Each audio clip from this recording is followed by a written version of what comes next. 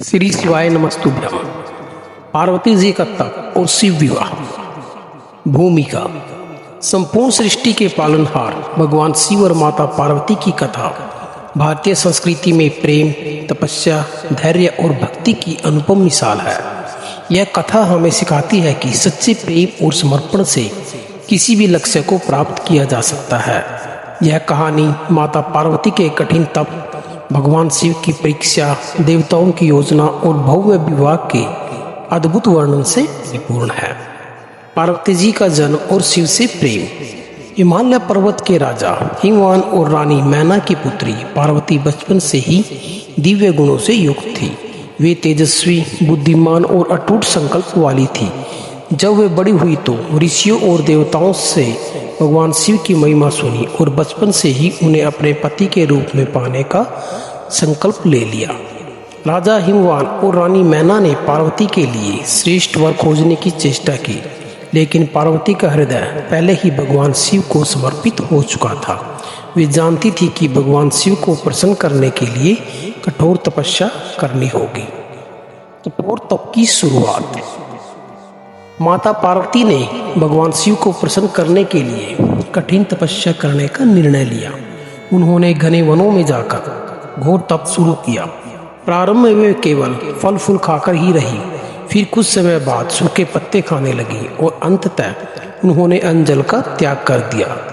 उनकी कठोर तपस्या को देखकर देवता, ऋषि और यहाँ तक कि स्वयं भगवान ब्रह्मा और विष्णु भी अचंभित हो गए।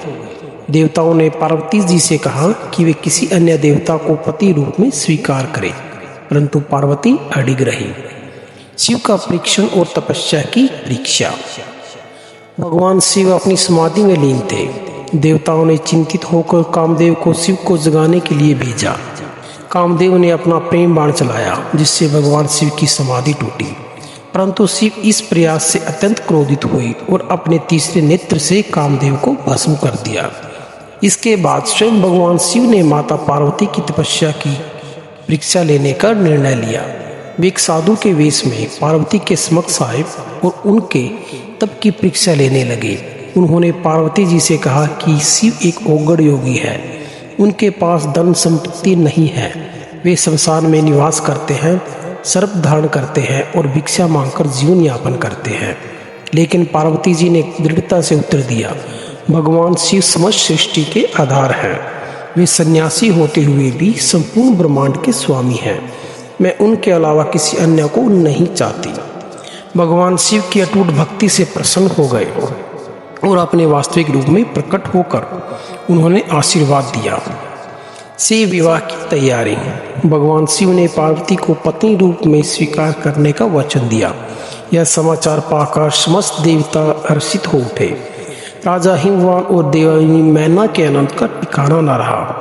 भगवान शिव के गणों, देवताओं और ऋषियों ने विवाह की तैयारियां शुरू कर दी। यह एक भव्य और दिव्य आयोजन बनने जा रहा था। भव्य शिव बारात। भगवान शिव ने विवाह के लिए प्रस्थान किया, लेकिन उनकी बारात अद्भुत थी। उनके साथ गण, भूत, नाग, योगी और अघोरी थे। वे स्वयं गले में नाग, शरीर पर भस्म और सवारी के रूप में नंदी पर विराजमान थे। यह दृश्य देखकर राजा हिमवान और देवी मैना भयभीत हो गए। देवी पार्वती की माता ने कहा, यह किस प्रकार की बारात है? यह कोई देवता का रूप नहीं, बल्कि सन्यासी और भूत प्रेतों की टोली लग रही है। तब भगवान विष्णु ने माता मैना को समझाया कि भगवान शिव संपूर्ण ब्रह्मांड के स्वामी हैं, वे दिव्य और अनंत हैं। यह सुनकर मैना शांत हुई। शिव और पार्वती विवाह। विवाह की सभी रस्में विधि पूर्वक पूरी की गई। देवताओं और ऋषियों ने वेद मंत्रों के उच्चारण से वातावरण को पवित्र बना दिया। भगवान शिव और माता पार्वती का विवाह स्वर्गिक उल्लास के साथ संपन्न हुआ। देवताओं ने पुष्प वर्षा की, समस्त लोकों में मंगल ध्वनि गूंज उठी और संपूर्ण सृष्टि ने इस दिव्य विवाह का उत्सव मनाया। यह विवाह केवल एक दाम्पत्य बंधन नहीं था, बल्कि यह शिव और शक्ति के मिलन का प्रतीक था, जिससे संपूर्ण ब्रह्मांड की ऊर्जा संतुलित होती है। उपसंहार। शिव और पार्वती के विवाह से हमें यह शिक्षा मिलती है कि सच्ची भक्ति, प्रेम और अटूट संकल्प से कोई भी लक्ष्य प्राप्त किया जा सकता है। माता पार्वती के तप से हमें धैर्य और समर्पण की प्रेरणा मिलती है। भगवान शिव के द्वारा परीक्षा लेने से हमें यह सीखने को मिलता है कि सच्चे प्रेम की कसौटी होती है। इस प्रकार माता पार्वती और भगवान शिव का विवाह केवल एक कथा नहीं बल्कि एक दिव्य संदेश है कि प्रेम, तपस्या और समर्पण ही सच्चे संबंधों की नींव होती है।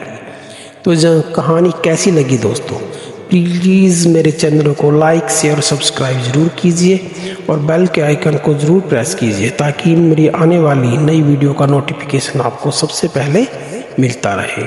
हर हर महादेव, नमो शिवाय और शिवाय।